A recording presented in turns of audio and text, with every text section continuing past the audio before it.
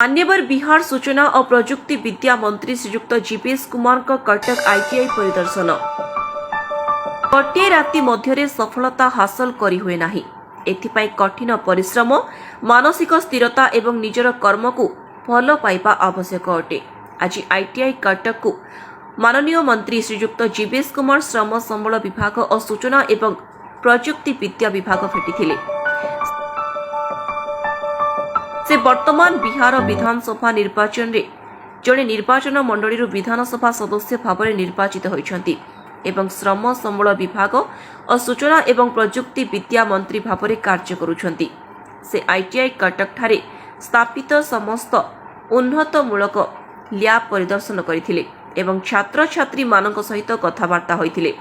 ITI रो दक्षता एवं कौशल ecosystem रो रूपांतर को देखि से संपूर्ण प्रभावित होइथिले एवं शिल्प एकाडेमी सहभागिता को एक प्रमुख भूमिका भाव में राज्य में ग्रहण करेंगे बोली कहिथिले।